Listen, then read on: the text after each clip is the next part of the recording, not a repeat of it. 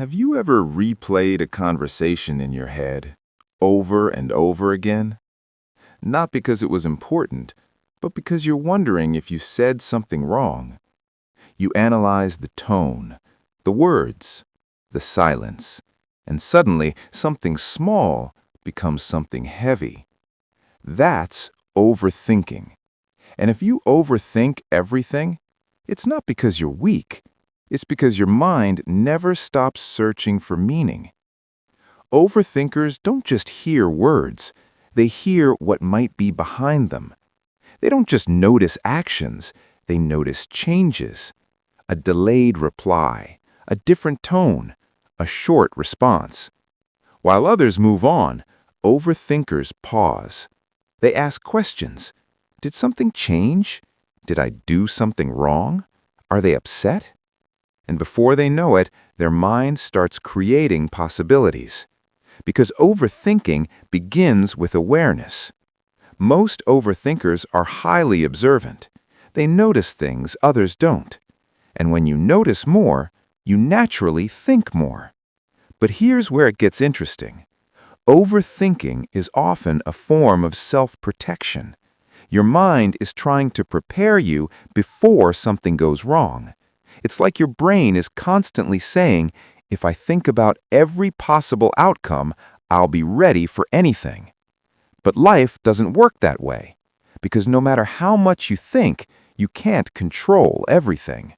And that's why overthinking becomes exhausting. Because overthinkers don't just think about big things, they think about everything. What they said, what they should have said, what they'll say next time. They replay moments. They rethink decisions. They question themselves. Even when nothing is wrong, their mind keeps searching. And the hardest part? Overthinkers usually know they're overthinking, but they still can't stop. Because overthinking isn't just a habit. It's often tied to personality. Many overthinkers are sensitive and thoughtful people. They care deeply. They don't want to hurt others. They don't want to make mistakes. They don't want to misunderstand situations. So they think, and think, and think again, because they want to get things right. But ironically, trying to get everything right often creates more stress, because perfection doesn't exist. And when overthinkers try to control every detail, they end up stuck. They hesitate. They doubt themselves. They delay decisions.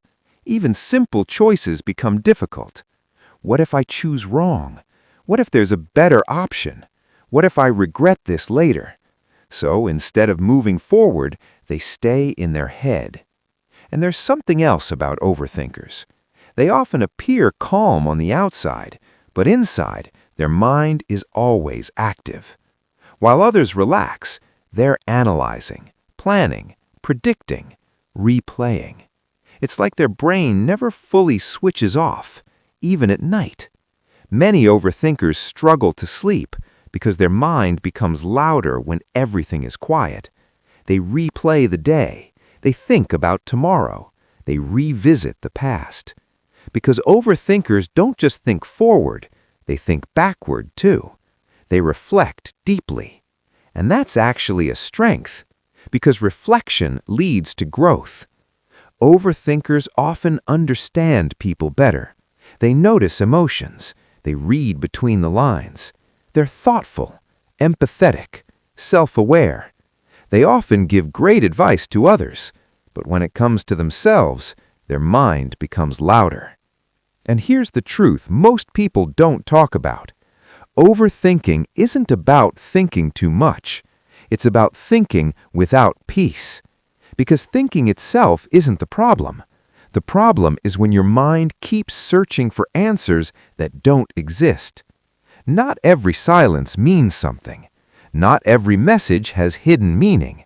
Not every moment needs to be analyzed. Sometimes things are just simple.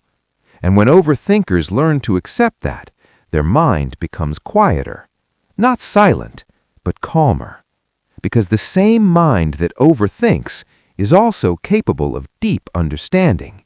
And when that mind finds balance, overthinking turns into insight. So if you overthink everything, it doesn't mean something is wrong with you. It means you notice more, you care more, you think deeper. And when you learn to guide that mind instead of fighting it, it becomes your greatest strength.